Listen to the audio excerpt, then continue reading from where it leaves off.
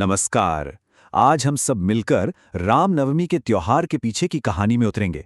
ये एक ऐसे दिव्य जन्म का उत्सव है जिसने, कह सकते हैं, धर्म की फिर से स्थापना की। तो देखिए, चैत्र नवरात्रि के बारे में तो हम सब जानते हैं, है ना? 9 दिनों के उपवास, पूजा, आराधना। तो रामनवमी दरअसल इसी का भव्य समापन है। ये 9वां दिन होता है जो बहुत ही खुशी और आध्यात्मिक ऊर्जा से भरा होता है। चलिए अब इस कहानी को बिल्कुल शुरुआत से समझते हैं। एक ऐसे समय में चलते हैं जब पृथ्वी पर, सच कहें तो, बहुत उथल-पुथल मची हुई थी। ये कहानी शुरू होती है त्रेता युग से, एक प्राचीन काल जहां रावण जैसे राक्षसों का अत्याचार इतना बढ़ चुका था कि धर्म का रास्ता, मतलब जो सही है, वो संकट में आ गया था। तब कहा जाता है कि पृथ्वी इस बोझ को सहन नहीं पाई और उन्होंने भगवान विष्णु से मदद की गुहार लगाई। और इस प्रार्थना को सुनकर भगवान विष्णु ने एक वचन दिया, एक दिव्य वचन।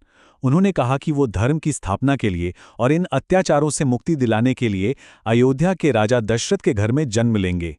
ये एक अवतार का वादा था। तो एक दिव्य जन्म की भूमिका तो बन गई, पर यह होगा कहाँ? तो अब कहानी का फोकस अयोध्या के राजा दशरथ और उनकी एक बहुत ही व्यक्तिगत पीड़ा पर आता है। राजा दशरथ बहुत महान और गुणी शासक थे। सब कुछ था उनके पास, लेकिन एक बहुत बड़ी चिंता थी। उनकी 3 रानियां थीं, पर कोई संतान नहीं थी। और एक राजा के लिए अपने वंश को आगे बढ़ाने वाला उत्तराधिकारी ना होना, ये बहुत बड़ी बात थी। तो फिर उपाय क्या था? राजा ने अपने कुलगुरु ऋषि वशिष्ठ से सलाह ली और उन्होंने पुत्र कामेष्ठी यज्ञ करने का सुझाव दिया। ये एक बहुत ही विशेष अनुष्ठान है जो पुत्र की कामना के लिए किया जाता है। इसे संपन्न कराने के लिए महान महर्षि ऋष्यशृंग को बुलाया गया। और फिर एक चमत्कार हुआ। जब यज्ञ पूरा हो रहा था तो यज्ञ की ज्वालाओं से स्वयं अग्निदेव प्रकट हुए और उनके हाथ में दिव्य खीर से भरा एक पात्र था। तो अब हमारे पास ये दिव्य खीर है। आगे क्या हुआ? खैर, इस पवित्र यज्ञ के बाद जो कुछ भी हुआ वो सीधे उसी दिव्य जन्म की ओर ले गया जिसका पूरी सृष्टि को इंतजार था। महर्षि के कहे अनुसार राजा दशरथ ने वो पवित्र खीर अपनी 3 रानियों कौशल्या, कैकेयी और सुमित्रा में प्रसाद के रूप में बांट दी। और इस दिव्य प्रसाद को ग्रहण करने के कुछ ही समय बाद 3 रानियां गर्भवती हो गईं। सबसे बड़ी रानी कौशल्या ने राम को जन्म दिया, कैकेयी ने भरत को और सुमित्रा को लक्ष्मण और शत्रुघ्न नाम के 2 जुड़वा पुत्र हुए। और फिर वो शुभ घड़ी आई। चैत्र महीने के शुक्ल पक्ष की 9वीं तिथि, यानी नवमी के दिन, बहुत ही शुभ माने जाने वाले पुनर्वसु नक्षत्र में भगवान विष्णु ने स्वयं श्री राम के रूप में रानी कौशल्या की कोख से जन्म लिया।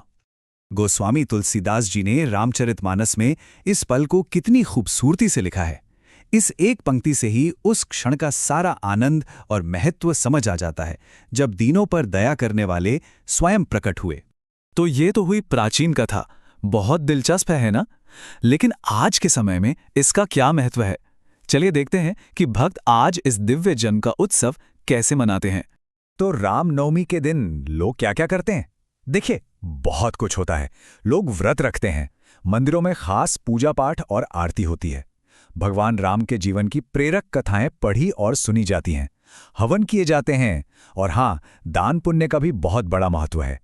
कई लोग तो इस दिन पवित्र नदियों में स्नान भी करते हैं। तो आखिर में इस पूरे त्योहार से हमें क्या सीखने को मिलता है? चलिए इसके स्थायी महत्व और संदेश पर थोड़ा विचार करते हैं। भगवान राम को मर्यादा पुरुषोत्तम कहा जाता है। ये एक बहुत महत्वपूर्ण उपाधि है। इसका मतलब है पुरुषों में उत्तम, यानी वो व्यक्ति जो हर हाल में मर्यादा और धर्म के रास्ते पर चले। उनका पूरा जीवन एक आदर्श का प्रतीक है। एक आदर्श पुत्र, आदर्श भाई, आदर्श पति और एक आदर्श राजा। और ये हमें एक आखिरी सवाल पर लाकर छोड़ता है। आज की इस भागती दौड़ती दुनिया में जहां हमारे मूल्य और आदर्श लगातार बदल रहे हैं, वहां भगवान राम जैसे एक आदर्श चरित्र के जन्मोत्सव का हमारे लिए क्या संदेश है? ये सोचने वाली बात है ना?